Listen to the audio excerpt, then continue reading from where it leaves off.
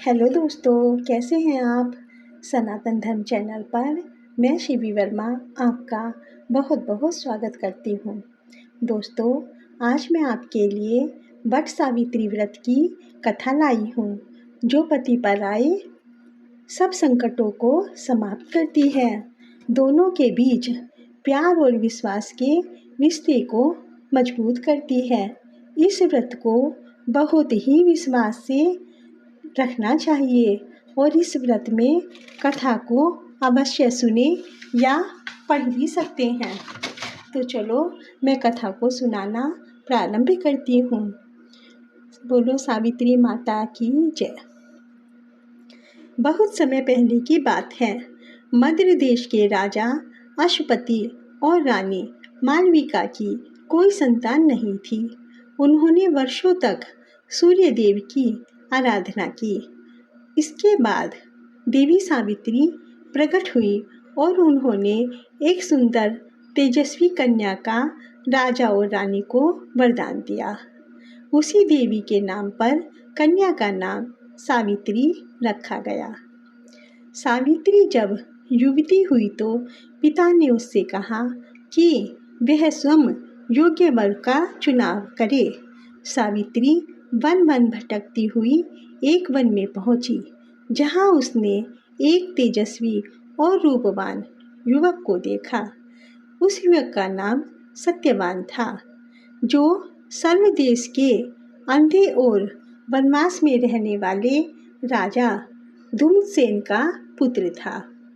सावित्री ने उसी क्षण सत्यवान को अपना पति मान लिया। जब यह बात अपने पिता को बताने पहुंची तो ऋषियों ने सावित्री को चेताया, सत्यवान तो धर्मात्मा है, परंतु दुर्भाग्य से वह केवल 1 वर्ष ही जीवित रहेगा। सावित्री ने उत्तर दिया, एक बार जो मैंने चुन लिया है वही मेरा धर्म है। मैं अपने धर्म से पीछे नहीं हटूंगी। राजा ने अनिच्छा से विवाह की अनुमति दे दी।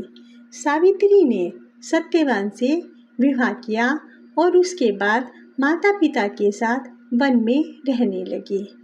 अब दिन बीतते गए और वह दिन भी पास आ गया जब सत्यवान की मृत्यु निश्चित थी। वह दिन था बड़ा अमावस्या का। उस दिन सावित्री ने निर्जला व्रत रखा। उसने बरगद के पेड़ की पूजा की और यमराज से अपने पति की रक्षा की प्रार्थना की। सत्यवान उस दिन लकड़ियां काटने वन में गया। सावित्री भी साथ गई।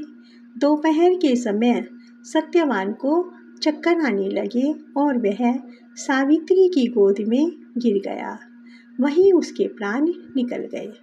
यमराज प्रकट हुए और सत्यवान की आत्मा को लेकर जाने लगे। सावित्री उनके पीछे पीछे चलने लगी। यमराज बोले, तू अब लौट जा, यह नियम के विरुद्ध है। सावित्री बोली, जहाँ मेरे पति हैं वही मेरा धर्म है। यमराज उसकी तपस्या, भक्ति और पतिव्रता धर्म से प्रभावित हुए। उन्होंने सावित्री से कहा, वर मांगो। सावित्री ने कहा, मेरे ससुर को राज्य पुनः मिल जाए। यमराज ने कहा, तथास्तु। यमराज आगे चलने लगे। सावित्री फिर भी उनके पीछे पीछे चलती रही। यमराज ने उसे देखा और कहा, चलो तुम दूसरा वर मांगो। सावित्री ने कहा, मेरे पिता के 100 पुत्र हो जाएं। यमराज ने कहा, तथास्तु।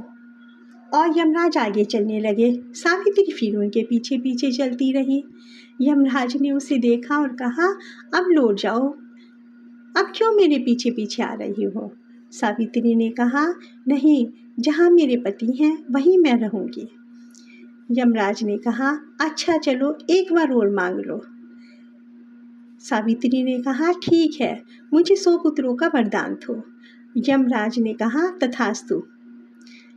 अब सावित्री बोली, यदि आप मुझे 100 पुत्रों का वरदान दे रहे हैं तो सत्यवान को जीवन देना ही होगा, क्योंकि पति के बिना मैं कैसे माँ बन सकती हूँ। यमराज मुस्कुराए और उन्होंने कहा, तुमने मुझे ठग लिया है, और उन्होंने सत्यवान को जीवन दे दिया। इस प्रकार सावित्री ने अपनी बुद्धि, तप और धर्म के बल पर यमराज से भी अपने पति के प्राणों को वापस ले लिया। तभी से सत्यवान और सावित्री का यह व्रत रखा जाने लगा। इस व्रत में सावित्री माता की पूजा की जाती है। जो स्त्री इस दिन सावित्री की तरह निर्जल व्रत रखकर बरगद के पेड़ की पूजा करती है, अपने पति की दीर्घायु की कामना करती है, उसकी सुहाग की रक्षा होती है और जीवन में सुख समृद्धि बनी रहती है। हे सावित्री माता, जैसे उसके पति की रक्षा करी, ऐसे ही हम सबके पति की रक्षा करना। बोलो सावित्री माता की जय।